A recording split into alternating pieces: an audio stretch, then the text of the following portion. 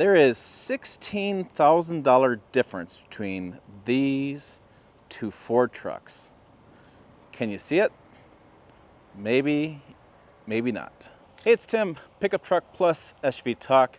Got out of the office today, went to my friends at Trans West Ford here in Scottsbluff and thought, let's look at some different trim levels than I normally get. You know, this channel I review trucks, and I tend to get these unicorn builds with all these fancy options and stuff. And I thought today, I want to see what's going on with the new 2025 F-150 Lariat. And I really want to see what's going on with the STX truck. If you recall, I went to the launch of these new models, and Ford was really hyping up the STX as more of an entry-level, off-road ready truck. And this Lariat has some new changes inside the cabin. So let's talk about these, and let's talk about the price differences. Okay, let's start with this STX package first. So we have style and functionality. In that, we have body color matched bumpers. We have recovery points in the front. Those are your black tow hooks. We have this mesh grille there. We have these 20-inch dark gray machined aluminum wheels. We have some 4x4 capabilities there. We have, in this model, in this case, we have the running boards there, come around the back. In this particular model I'm looking at, we have a spray-in bed liner. 4x4 is standard there. Yeah. We have the hitch there. I'm going to come around, sneak through here if I can, if I'm skinny enough. I am. Oh, it's so good. So on the sales sticker, we have an MSRP of $54,610, if you can read that. A little dark with that tint on the window. I saw one for sale here at the dealership, $46,000. Under the hood, we have the 2.7 liter V6 with this. I've had a lot of customers and people in the comments have told me how much they enjoy driving this truck with this 2.7. It's got plenty of power for their needs. They're not big towers. They're just using the truck for everyday driving around town, that kind of situation. Inside the cabin, we have their cloth seats, which I'm a big fan of cloth seats. Actually, I think they get dinged a lot by people in the comments, but they hold up well. They don't get too hot in the summer, and they don't get too cold in the winter like leather does. We have the plastic here. Nice kind of soft touch here for your hand armrest. Some storage there as well. As we look inside the cabin, we have your standard setup. Tilt. Steering wheel, does it telescope? It does not. Doesn't seem like it. Oh, I will get in a little bit better. Take a look at that as well. It does. Tilt and telescope steering wheel. I got that figured out. Just had to get a better angle to it. Interesting. We have a keyed ignition. I haven't seen this for a while. So the sales manager of this dealership told me that the general manager of the dealership told me that XL and some XLTs have keyed ignition still. I didn't know that. We have the four-wheel drive high, four-wheel drive low, two-wheel drive high. There's your HVAC controls. A little bin here for storage. USBs there as well. There's the controls there. We have your big storage bin there, and the cloth seats back there. So that's what you get for $54,000. Again, I've seen this lower for $46,000.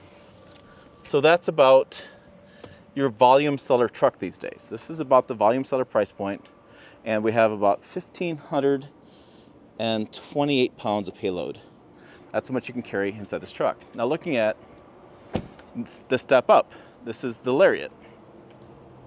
We can see immediately some changes to the lights. Looks like we go from halogen headlights to LED headlights. We have LED daytime running lights here as well. And we have a different grille setup. And we're gonna go a little fancier as we look more around this model. Looks like we both have the same running boards as equipped from the dealership. We can see the differences with the body color matched mirror caps for both mirrors. And then, oh yeah, we have the body color matched for the door handles. Two differences there. And I have the keyless entry. You can press the button, lock and unlock the doors. It's actually flashing at me. I can see it right here. So we have a 360-degree camera going around this as well. Some more cameras as well, more technology in the Lariat. A little bit different wheel setup there. Different design on those wheels. That looks like to me. Let's take a little bit closer look. I'm going to look a little closer at these. There's that. And there. I don't know. I look at these a little differently. I'm sure dealership guys know more, but they look. This. I guess I would say this one's glossier. That one's glossier for sure. Okay. Come around the bed. The LED tail lamps that probably have, LED tail lamps in that. I have the nicer back end. Let me move the camera here for you guys. Definitely looks much more upper trim level, way to say that. Then I have, if I had a key on me, let's see if it's got power back there. Yeah, I have some power back there as well for in the bed, and another spray and bed liner. I promise you have the key on me. Dual exhaust. This is a 3.5 liter V6 EcoBoost engine as well. A little more power in this than the 2.7. Both have been really good engines for Ford. They've sold them for many, many years, and people have had really good success with those engines as far as long-term reliability. This one is $72,600, so it's off a little bit. So I said $54,72, $18,000 difference. So we have Lariat Series Equipment Group. This does have blue cruise in as well, and skid plates, and Iconic Silver as far as exterior color. I have the blacked out badging there too. Let's go ahead and hop in and look at the interior of this Lariat, because something changed in 2025 model year. They went to this Sport Active X interior. So it's not leather. No, not leather, which I don't know. I've had leather trucks in the past. Is this a big deal or not a big deal? You're gonna let me know in the comments. So this feels like leather. It looks like leather. The idea here is it's gonna last longer than leather because it's actually more like a plastic.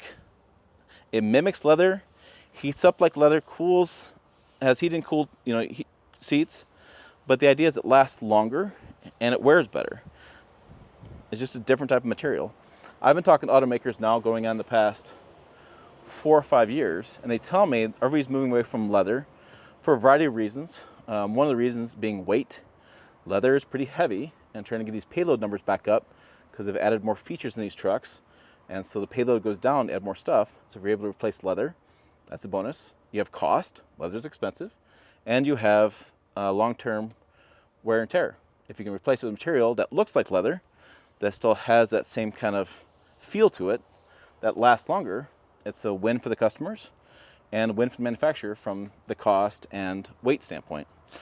Payload is 1,638 pounds in this truck. So we're seeing right there where weight has been reduced, the payload's gone up. Because you can't really stiffen the frame too much more, because then you impact ride quality. So it's all trade-offs. Some seat positions for different drivers. There's control there. Similar type of plastic here in the doors. Not much change there. I'll grab the door grab handle.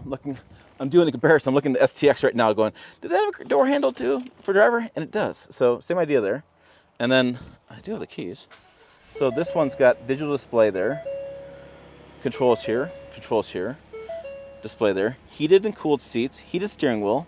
I do have the mobile workspace, so I can fold this and put down the shifter, and it creates a mobile workspace. If you've ever seen that before. Boom, boom. It's nice. Laptop goes here. Actually, I owned a Ford F-150 Power Boost in 21, and I actually used this a couple different times. It works. It's handy. Different drive modes. One of the big fan drive modes I hear about in the comments is 4 Auto. I liked it when I had different trucks, and other people like it. You put it in 4 Auto, and you don't have wear and tear issues. But in inclement weather situations, not quite sure what's going to happen, you put it in 4 Auto, and boom, you don't have to worry about whether auto 4-wheel drive engages or not, or whether 4-wheel drive, engages or not. Just put it in there, leave and forget it, and then when it goes back to hot days like today, put it in 2-wheel drive and leave it. So there's our screen there. And then I was going to say our features, zone lighting, huge fan of zone lighting, and then should have different apps and things built into this. So big fan of all the features you get in Ford trucks, plus the 12-volt inverter. I find that really handy in all the years I had Ford trucks, as far as when I've driven them and I've used them. And different towing screens, connection lists, yeah. So, yeah, should go up and down. Let's see. Oh, there we go. I'm able to move up and down. So, good deal on that. So that's interesting. So let me go check the X. Let me go turn the, be fair, let me go turn the STX on and check this out. Because he did give me both keys. Voila. I haven't done that in a while. Okay. Let's see what this says. Oh, this has the same digital screen. Okay. Same digital screen pops up. Oh, they have the in the different mode here for the dealership mode. So, similar screen there. Huh. And turn on that stuff. I don't have any heated seats, heated steering wheel, or cooled steering wheel in this. Or heated steering wheel, I should say. And then there is your camera view. Interesting stuff. So what do you guys think? I mean, $18,000 difference. I said 16,000. Lariat's got the Sport X Active X seats. I don't mind those. They feel like leather. I thought it would be a bigger deal. I thought people would be more upset about that. We'll see what it says in the comments. The STX for $54,000. This is still a pretty nice truck.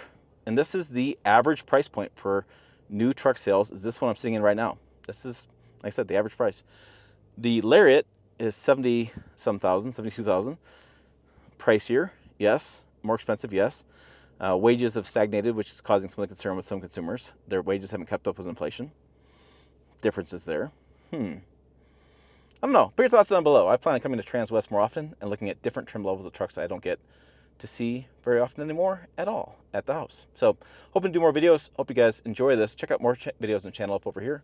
Website down below as well. pickuptrucktalk.com. As always, thanks for watching. I will see you down the road.